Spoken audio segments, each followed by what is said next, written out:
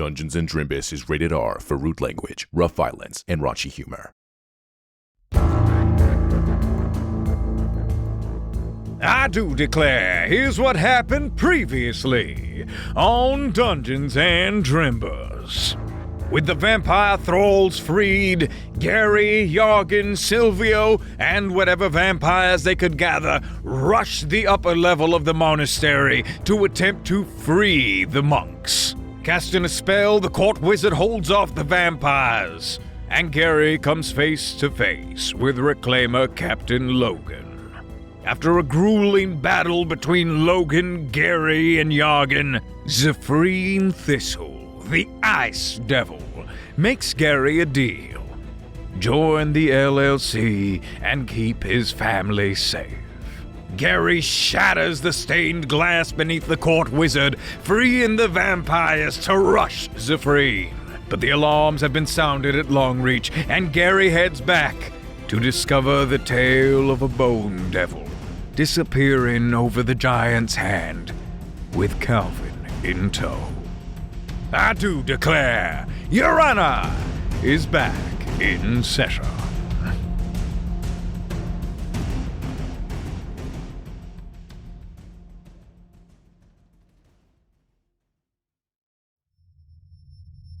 Your ears ring as you stare at the giant's hand where the tail has disappeared. Your senses go numb and your stomach drops. Your boy, whatever his name was, has been taken. You do not feel the biting cold of Longreach. You do not smell the brimstone in the air. You can hardly even see as you hear the faint screams of your wife, Meredith, come into focus. Gary! They took Calvin! What do you do? Gary's just gonna take both of his hands, take the arms of Grisabeth off of his shoulders, and start running up to the top of Longreach. Okay, roll an investigation check as you yank Grisabeth's arms off, like she kind of stumbles into the snow, looking confused and hurt, but also like totally understanding. She doesn't have a second to process, and she gets up and she starts running. She goes, "You two, come with me, come. And she starts gathering people as she runs. That is a 12. Over the course of the next 2 hours or so, you furiously chase down the devils that took your son. Under Grisabeth and eventually Silvio's command, some of the other residents of Longreach fan out in search as well, looking for any sort of clues as to where they may have gone. Unfortunately, getting to the hand is an ordeal in and of itself. The small party that does make it up, with you at the lead, finds nothing. And the party that goes around the hand towards the back of Longreach does find some tracks, but they are quickly lost in the blizzard. After all this searching, you are barreling through the snow, trying to pick up a trail, finding nothing, and you suddenly hear a furious roar as Grisabeth kicks at the snow. Ah! She takes the crossbow off her shoulders and begins to just beat it into the ground.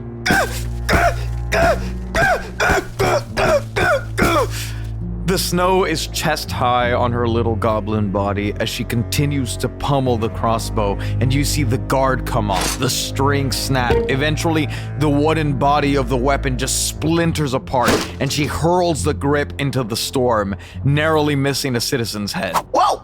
And she collapses into the snow. Gary turns around to see this. He doesn't understand not only why is she crying, but who exactly is crying right now. Oof. Okay, yeah, you're just kind of staring. Yimik, Yorick, and Yasuka are all there, and they are kind of confused, like looking at you, like waiting for you to do something, and then they run and they pick up Grisabeth and kind of help her up and calm her down. She like almost hits one of them, and they like hold her and they hug her, and she just starts sobbing into their shoulders, just...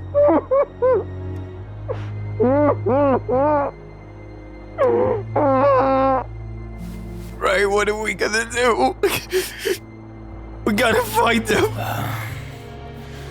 Follow the... Where do the tracks go? You're looking around, and even the tracks that you found before you lost the rest of the trail, even those have been just covered up because of the blizzard. And Silvio appears, and he says, "I'm sorry, Ray. I'm not seeing them anywhere. I have more people looking further out, but I'm not finding anything." I think we need to... and Gary collapses into the snow. Yeah, you just pass the fuck out. A couple of hours later, let's call it probably a short rest later, you wake up and you open your crusty ass, hard eyes to candlelight, and you see some of the skylight coming in through the shattered glass of the monastery. And you look around, you're on a cot, and next to you, you see a bandaged Yargan, also hooked up to an ivy, and he looks at you, he says, "Lad, finally awake, are ya?" And you see there are a couple of the monks that you rescued earlier, kind of milling about, tending to different wounded people. A lot of the vampires are wounded from the battle with you, but they are all in different beds being tended to. There's a lot going on, without even needing to roll any sort of check, you can tell they are probably not equipped to handle all of the stuff that they are trying to handle right now. Are you all right, lad? Yeah. No, wait, where's my son? Ray, he was taken. By who?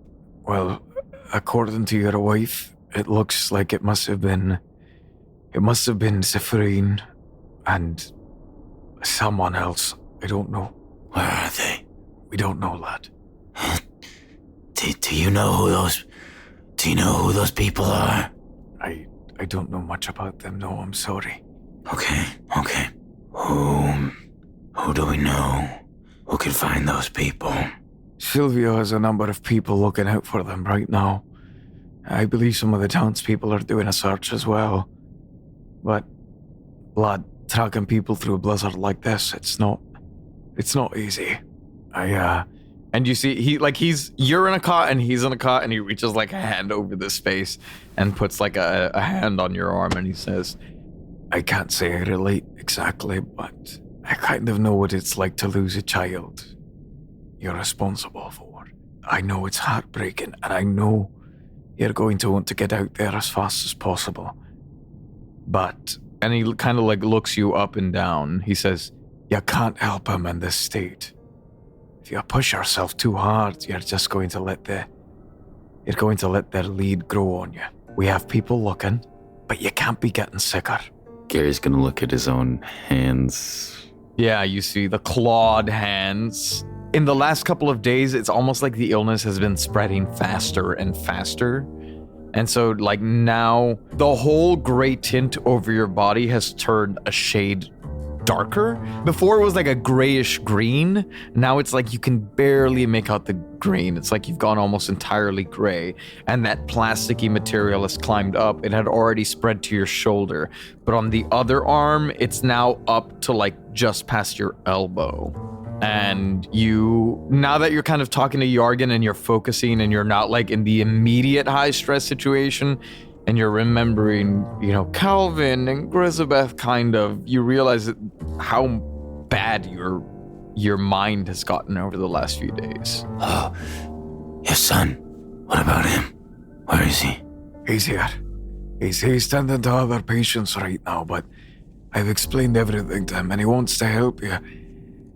I think you should try to get yourself healed first, so you have the best chance of finding Calvin. Jeremiah.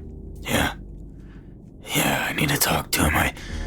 I think he can fix me. Yeah, and funny enough, at that moment, you see Grisabeth and Meryl both walk in, and she goes, "Oh my God, Ray, you're awake!" And she comes over and she hugs you tightly. Oh, Meredith. Every time you do it, even though she's kind of starting to understand what's happening, you just feel her tense up in your arms. How are you feeling, Ray? Better. I think Jorgen's son can fix me. Howdy. There, you. Yeah. And he just points a clawed hand, just points. You. Can you fix me? Yeah, well, first of all, hi, thank you for saving my life. I really appreciate that. Second of all, yeah, my dad told me all about your situation. Also, Yenik, yeah, I've got some of my best people working on something for him. It's a tall order, though. Now, your situation, it's a little more interesting. I've just got to pull this other guy out of you, right? Yeah, I have, 2 souls inside me, I'm pretty sure. Right, yeah. Now, I can do my best, but, well, this isn't a normal procedure, okay? I'll do everything in my power to help you, but you do know we're kind of just rolling the dice on this one, right? I've been rolling my dice the whole campaign, so... Don't worry, lad. I trust Metal with my life completely. You're in solid hands. Dad, stop it. I mean, yeah, I don't think I have much of a choice, so... You do what you have to. Okay. Well, you've helped me, you've helped my dad, you've helped everyone here in Longreach. I'll be damned if Longreach is gonna let you down now. You got the crystal? Yeah, I've got plenty of soul gems. I don't know if you need multiple tries, but... I think this is kind of a one-try situation, but having the backups couldn't hurt, if you don't mind. And he holds out one of his troll arms. I'll give him 2 soul gems, yeah. Well, why don't you say whatever you might want to say, just in case? And then we'll get you fixed up, yeah? Yeah, Angelina. Yeah, right.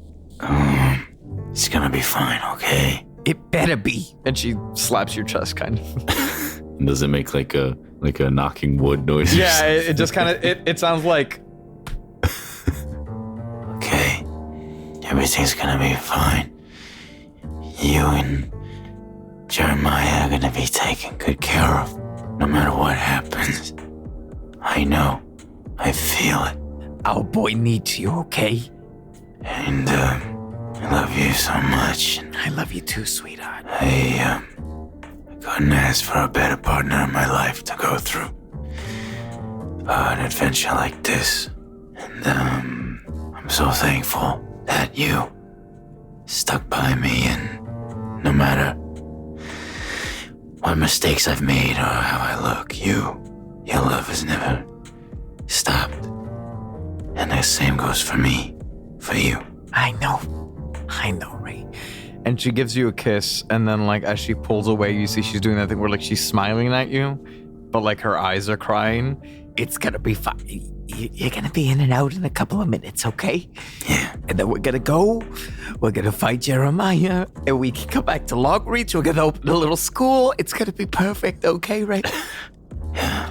You've done so much for so many other people. We're almost there, Ray. I'm so proud of you. I guess there's somebody else that I should, And he's gonna pull out the rubber paper. Okay. He's going to write, "To whom it may concern, my condition has reached a critical point. I am doing my best now to mitigate the damage. I'm going to go through a procedure I may or may not come back from. I just wanted to let you know, just in case. If I consider you a friend, then I just wanted to say thank you." Okay. It's very cryptic, very vague. Yeah. It's just because I don't know who has the fate. I think Monique has it, but... You write this on the iMail, and after a short while, you see this message pop up that says, "Is this absolutely necessary? We may have a solution." I write back, "My memory fades as I speak. I'm afraid it is. I don't have much time left." Whoever this is Tony okay? Okay. You write that. A minute or two passes, and you see that it get erased as someone writes, "Where are you? I'm afraid we haven't seen Tony for some time. ... Come to Opula." And then you begin to see like a poop emoji getting drawn, and then it gets erased. If I make it through this, I'll meet you at Opula. You actually see it kind of looks like a yearbook as like different handwritings appear, like a bunch of people are writing, and you see in one handwriting you see "Do it for your family." Then you see "You will make it through this, we'll see you there," and then you see "You'll make it through, we'll see you soon." So there's multiple people tapping back. What did you say his name was, Yarkin? I believe they said their name was Zephrine. That was the Ice Devil. Aye. No, I remember a tale. Is that too much information to share? Monique gave me this list. What do you mean? What are you talking about, Ray? Monique told me to watch out for a Saxon Brunt, a Reginald Figglesbottom, Millie. You say Millie, and you hear a lightning strike outside. Is it raining? No, it's snowing. Is that a spell being used? I don't know. That was weird. Anyways, continue. Okay.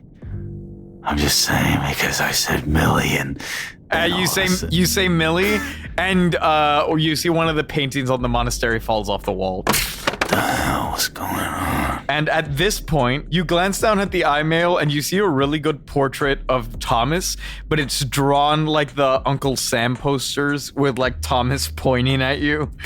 She says, "Okay, maybe we stop saying that name. I don't know what's going on, but That's so interesting. When we say Millie, something weird happens. Grisabeth kind of like doubles over in pain. She says, oh, stomach ache." Yarkin, do you know him? Do you know someone with that name? I'm afraid I don't. No. Anyway, then there's a Zephrine Thistle and a Wraith. Sounds like it's the same people then. Oh, I guess I should tell them. Fuck it. Gary will draw a mustache, a unibrow, and glasses on Thomas. And then off on the side, he's going to write, I met Zephrine. The LLC just took my son. I don't know where to find him. You see, we're tracking down members of the LLC. Where did you meet Zephrine? We'll help you find him. Fuck. He throws it down. It's time for the operation. All right, nice.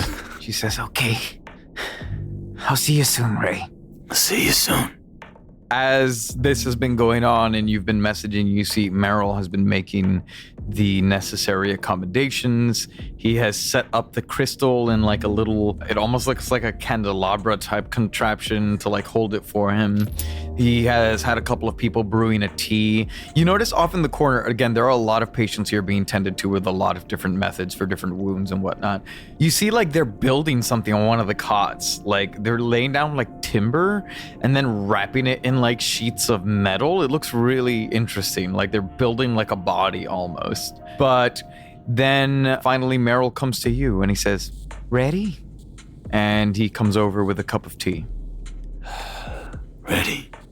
Drink this, take a deep breath, and we'll see you soon. Gary takes the tea.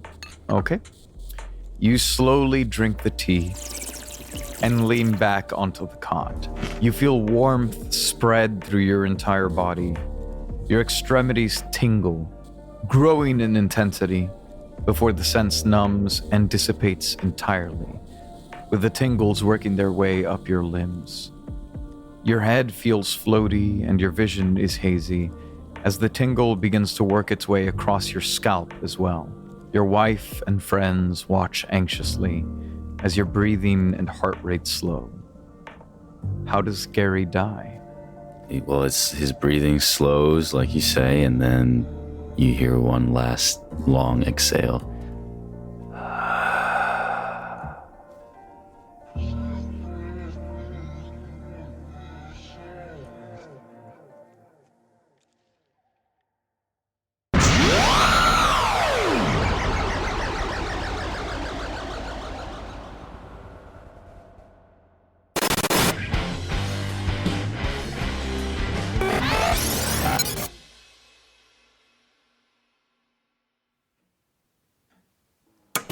Okay. And here we are. Welcome home, Scruffles. And Scruffas and Scrufflets. I can't pretend it's not weird, not having Nicky here. I knew he'd move out eventually, but I thought it would be under different circumstances. This half house just isn't a half home without him. His room is still intact. Half of it, at least. I needed a home gym for the other half. You want to stay there, Scruffles? Okay. Here it is. Just as he left it, half empty. There's his half sword on the wall. His wigs. The mullet was his favorite, half business, half party. The special Drimbus collection clock on the wall. Well, half on the wall. He kind of put it right on that little ledge on the overhang, so half of it's just hanging off. His Drimbus collection socks with all the different Drimbi on it. He never liked his socks to match, so he would buy half from drimbus.com/merch and the other half from somewhere else. Don't ask me where. His computer. Half the time I couldn't tear him away from it, the other half he wanted to throw it against the wall. Oh, even the battery's only at 50%. You know, Scruffles, I thought coming back into his room without him here would tear me apart, but it's not half bad. He's still with us. I have to believe he'll pull through. And being here, it kind of half gives me hope, you know? That he'll have something to come back to, that he wants to come back to us. That he has to come back to us. He still has work to do, you know? Look at all these half-finished projects all over the place. Looks like he was halfway through recording something here on the computer. Oh, he got an email. The Not-So-Daily Drimbus? Okay. Oh my god, what a fun newsletter. This is for those games he loved to play. Yeah. I remember he used to get shipments of dice, I think every week and a half or so. The Shy Halud from Dune? That's fun. Adventure prompts. The Chupacabra and the Cactus Cat from that episode he really liked, the St. Patrick's episode. Made in the Drimbus system. Yeah, he told me about that. It's in development and it's available to the patrons of patreon.com/Drimbus. Oh my god, a robe of Easter items. He always loved to play holiday one-shots with us. How much money was he spending on this? No, what? It's free? You get unique items, monsters, stat blocks, adventure prompts, updates on your favorite podcast, even quick and easy links to patron bonus content, all for free at drimbus.com/newsletter? I mean, I guess there's no reason not to sign up. And it only comes by once a week, so it's not like they're gonna annoy me with daily emails. Maybe I can use this to get in touch with those friends of his, right? Maybe they know what happened to him. Let me see. I gotta look through his contacts. Maybe I can send him a group message or find that Discord he talked about, right? The one that's supposed to have Queso Loco, Jerry Benetatos, Victoria Madrid, Greta Beignet, Alex Scapes My Ass, Ace Andrews, Regina Russell, Sam Olivos, Jordan Cobb, The Unnamed Rogue, NB Star, Doubtful Guest, Michael Richters, Davis Walden, Denny Dewdrop, Myth Mouse, Callie Wolf, Brandon M. Bishop, Bridge, Twiglets, Joanna, Stan Sitzman, Scrambles the Death Dealer, Aaron Adams, Nathan Mesner, Ruth Anados, Carrie Holmes, Stoner Panda, Melissa Rain, Sensational. Butts Aplenty, Uvular Nutria, Normally Me, Dane Kohlhoff, Loon, Foss the Heavenly Demonic Monster, Mosh Coffee, Official Anarchy, David Carlton, and, of course, Lord Braxton Von Wendell III. Long may he reign. Yeah. Well, that was easy. Signed up for the newsletter at drimbus.com/newsletter.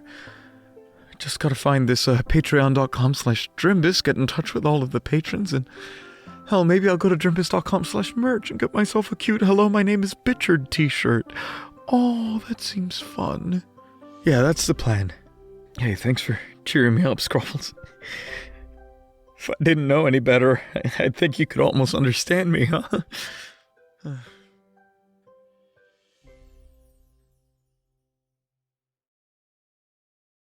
As you die, everything goes black. Please give me a Constitution saving throw with advantage. 26. You see nothing. You hear nothing. You feel nothing. You have no senses anymore. Then vaguely, you can begin to make out a sound. You think you can hear, for lack of a better word, a sound akin to a rushing river. Gary! Fulmar? Gary! Did you do it? Is it over? I don't know. I can't say anything. I can hear you. What happens now? I don't know. Using the bathroom, I hear water. I hear it too. Something feels different. Please roll another Constitution save. Natural 20. Very nice.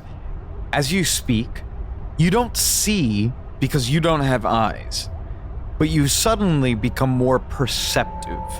You feel yourself moving at rapid speeds, and you find yourself in that same rushing river of light and energy that you recall from your dream weeks ago. But as you take in your surroundings, you see something is obviously wrong here. You get the sense the river's supposed to flow in a certain direction. But today, you see that black whirlpool, the one you saw before, has grown. It has become massive. So massive that the river of light now swirls almost exclusively around and into it like a hurricane. Additionally, you see large black masses of corruption littering the other lights swirling around you. They're attracting other energies, engulfing and blackening them like a dark, cancerous growth. Suddenly, you feel an excruciating pain, as if you were being split apart.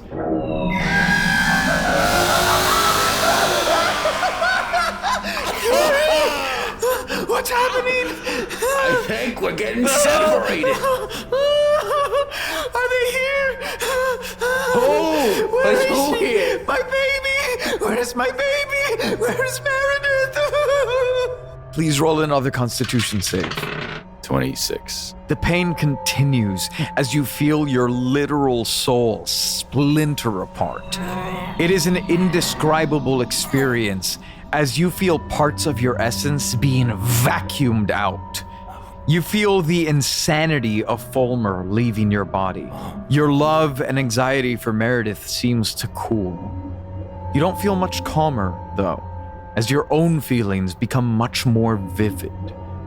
But now, before you, as millions of lights rush by you in the river, some crashing into the black masses of corruption, some swirling into the black whirlpool, and others narrowly avoiding the dangers, you can see these lights are all fighting for their lives?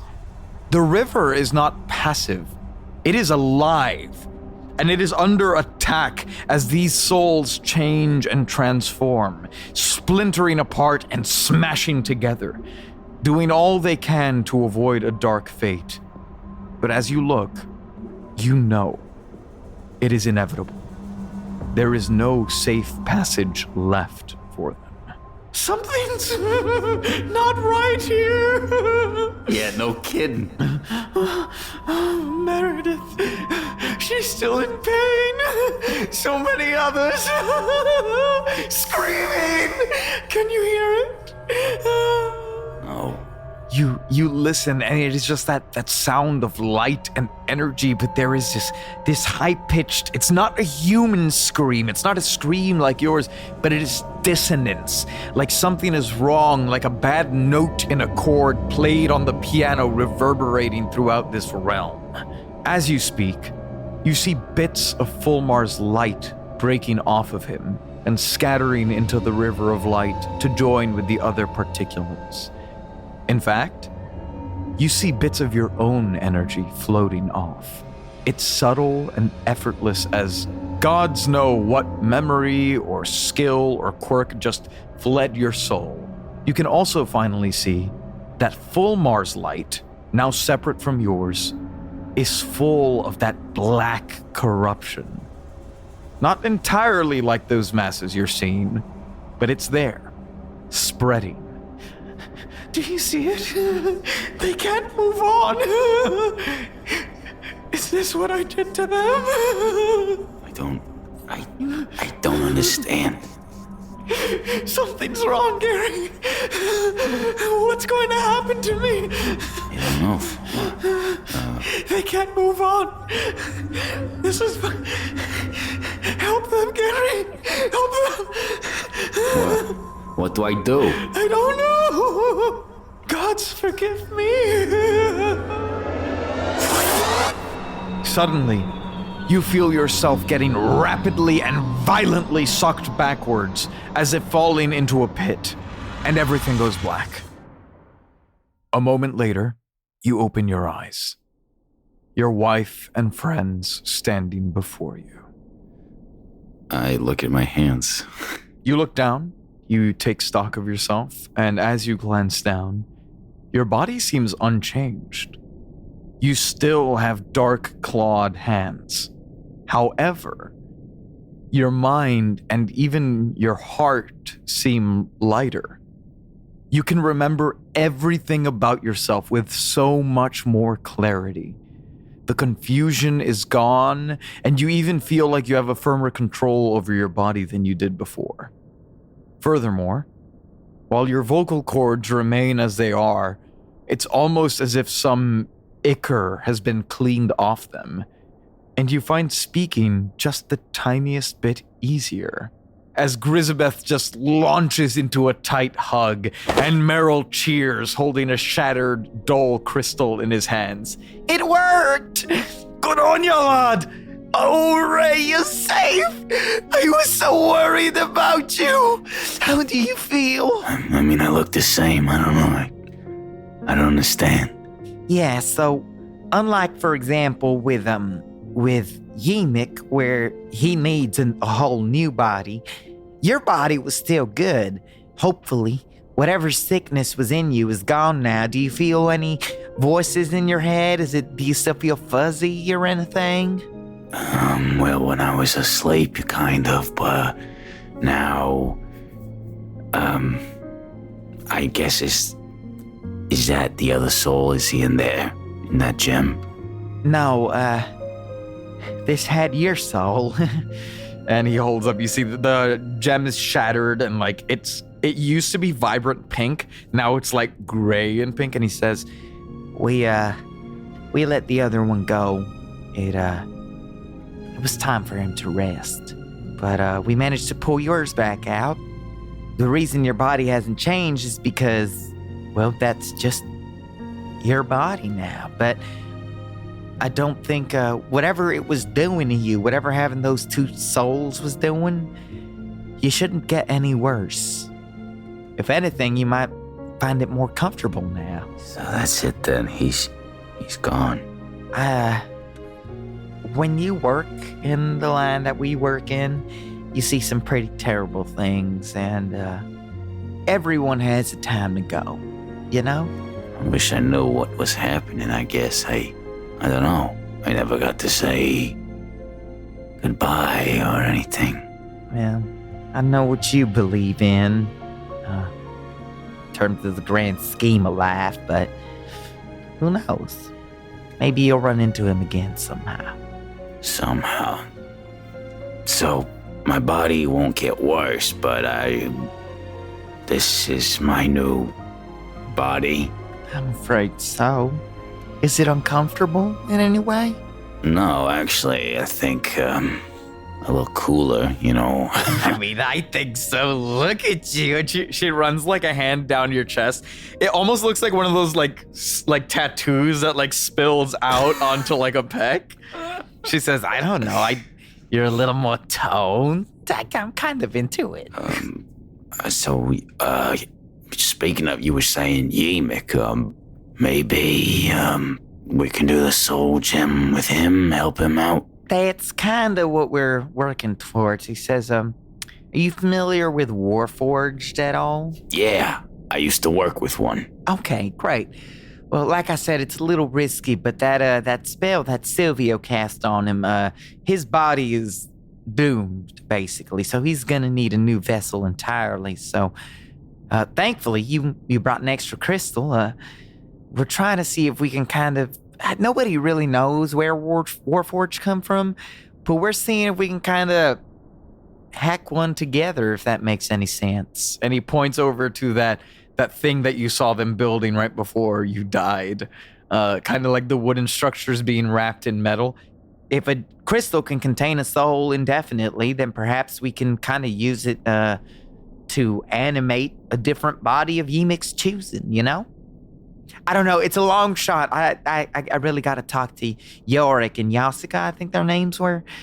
And Yemek, too. I really got to lay out the risks here, but if all goes well, it could be a really cool thing. We've just never tried it before. Yeah, no, definitely. As long as you have all the materials that you need, I can help you out. Whatever you need. Yeah, it's top priority. And at this point, Yargan kind of sits up a little bit and he goes, "Oh, smile I see on your face, lad." Oh. Gary frowns. No, you don't. I think it suits you, lad. I'm sorry we couldn't do more to help you, or help you sooner, I guess, but... He lifts up the eye patch, and you see he is actually missing an eye now. Well, it's not missing, but it's like scratched through and like grayed out, you know? Yeah. And he says, life has a funny way of dealing you bad hands. And sometimes he puts the eye patch back down. Maybe this is just the form you were meant to take. What happened, there? Oh, it's too long a story, but... And you see he like holds his side, and Meryl comes over and goes, Dad, sit your ass down. because he was starting to get up off the cot. He says, I told you, you're going to be in bed rest for at least a week. And he starts undoing the bandages around him to like replace them with new ones. He says, I'm so sorry. My dad just can't accept that he's 356 years old and not ready to go adventuring at a moment's notice. Good Lord. Anyway, lad, what did your friend say? Any leads on your boy? Kind of. But, we need to make sure that whatever we do here, we finish. And then I'm gonna have to go on another trip. It's your decision, lad, but I understand that family comes first.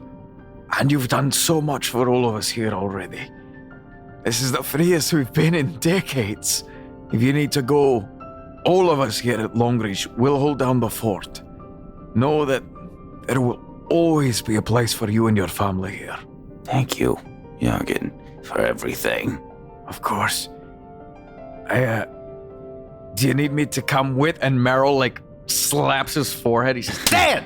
What did I just say? The boy is lost.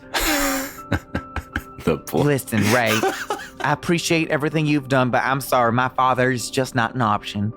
Whoever you need, whatever you need, we will set you up with everything we got. We definitely owe it to you. But also, I'm not going to send my dad on a suicide mission. I wouldn't dream of asking your dad to come with me. I'm not that old, lad. You have exceeded the dwarven life expectancy. Whatever. And he like crosses his arms over his chest. He says, right, okay, so what do you need? What's next for you? You're gonna stay here because these people need a king. And I don't know a better, more charismatic leader. And the Merrill rolls his eyes. Oh, yeesh. than the aging Cyclops I see before me, so.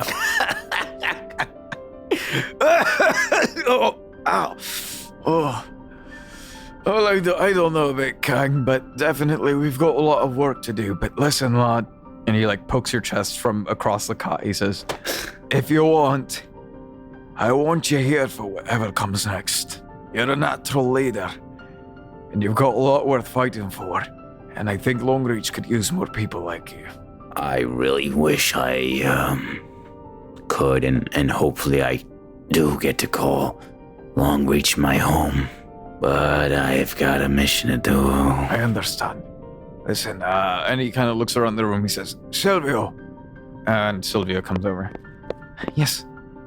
Why don't you get a head start on the Globamies here? Put together a wagon for them, give them a couple of horses, go around the town, see what people are willing to offer up, give them some rations for the trip. Where is it you're headed, Ray? I have 2 stops. I have to go see my mom. And then I gotta go to Opula. Okay. That's a long journey. Don't let them cheap out, Silvio. Go. Hey. And he runs out the door. And Grizz goes, Oh my God, Gary, you wanna go visit your ma? Yeah, I got a note a little while back, but there was no time, And now there is, I don't know. It's not exactly on the way to Opula, but I don't remember if I told you. It was so foggy then, but my pa passed away. Yeah, you did, Ray. You did. I'm sorry. I wasn't there for the funeral, Yeah.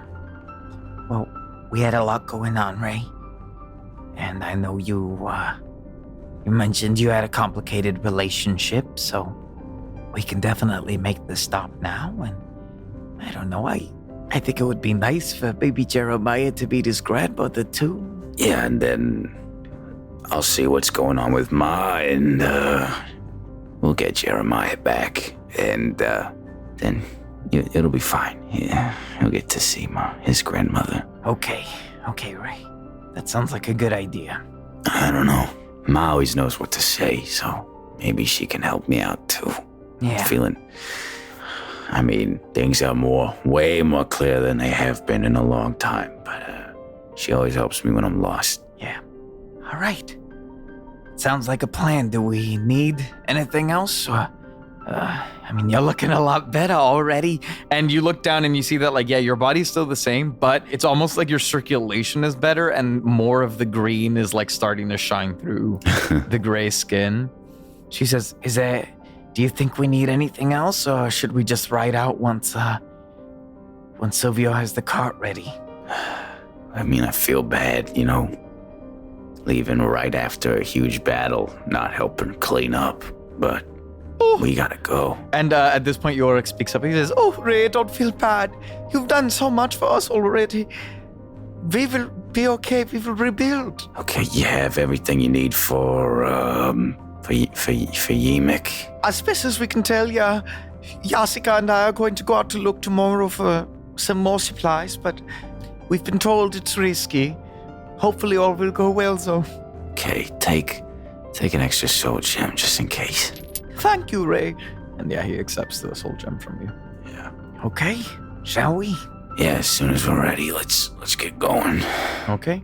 By the way, you may long rest and you may level up. Oh. But you spend roughly the rest of the day, you rest for the most part, as Meryl keeps you under observation just to make sure everything's good. Early the next morning, Silvio has finally managed to put everything together, and you and Grisabeth prepare to head out of Longreach. You bid farewell to Yimik, Yargan, and Meryl at the monastery. You walk over to Longreach proper with Yorick and Yasika as they come to finish helping you load up the wagon. They set you up with 2 horses, and of course, Megan the Stallion leading the way, and about a week's worth of provisions. You wave goodbye to Silvio, Silas and Solara having been entrusted to his care for the moment. As you ride out, the citizens of Longreach wave to you gratefully. Though they don't have much at the present, you carry a wagon full of goods and gifts and well wishes that they were able to scrounge together as a show of gratitude. Your 3 horses pull valiantly through the deep snow as you ride south. After a few hours riding in relative silence, Grisabeth says, Oh, Jerry, tell me he's gonna be okay. He is, baby. If he, they don't want to hurt him. They just want to, I don't know. They want to get to me. They want to draw me out, but they don't want to hurt him. I hope not. Whoever these people are, we gotta bring them to justice somehow. One way or the other. Are you worried about, meeting up with the boys again? Well, yeah. But we're gonna, they already know our names, our real names. But I don't want them to know anything or as little as possible about where we live. Yeah. Not until we have all the facts. We're gonna still keep things under wraps, if you know what I mean. Yeah. But And I mean, if they say they're tracking down the LLC, then surely they must be able to help, right? yeah, as far as we know, it could all be a trap. Oh, but it's the only lead that we have, and I mean, the Thomas I know is always looking for justice, so maybe it'll be nice. Yeah. Maybe. Roll a perception check for me. 6. Okay, continue. Maybe it'd be nice to work together again. Yeah. Maybe not. But I don't think they're gonna welcome me with a sword in my back, you know. I hope not. They better not. Grisabeth holds out a crossbow that someone gave her a better crossbow. She says, Or they'll be dealing with me. she shakes it around. Oh, she got a better one? Yeah. And as she says that, your horses suddenly whinny in panic as you turn a bend. A little ways down the path, with its back to you, is one of the dark abominations. However, it seems to be engaged in battle. And that's when you hear the neighing. The beast seems to be attacking horses. That is, until you notice one of the horses rear up as if standing on two legs and begin to float up into the air. It is covered in blue glowing runes across its hide, bright white glowing eyes, and a flowing blue fiery mane. The abomination looks up to the magical horse. No, not horse. Pony! As Tony, the motherfucking pony, delivers a powerful blast of blue energy, knocking it back.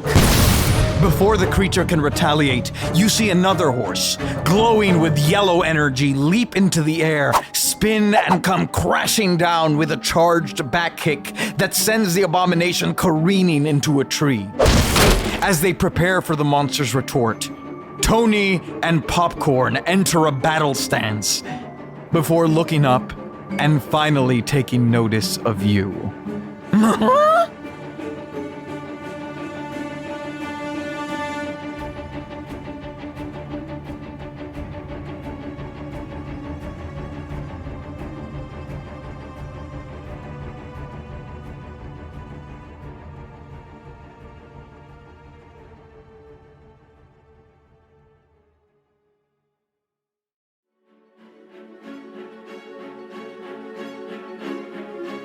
This has been Your Honor.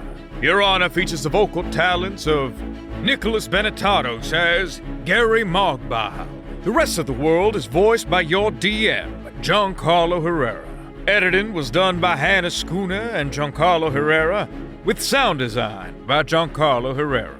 If you want to support the show, consider checking out the links in the show notes, or go to patreon.com/Drimbus. Our patrons get access to exclusive perks like our After the Show show, After the Drimbus, free exclusive merch, bonus series, and the chance to create items for the show or have NPCs named after you. Oh, and don't forget to tweet using #Drimbus to be entered to win a free Dungeons & Drimbus sticker. Thank you all so much for listening, and I do declare I'll see you all next week.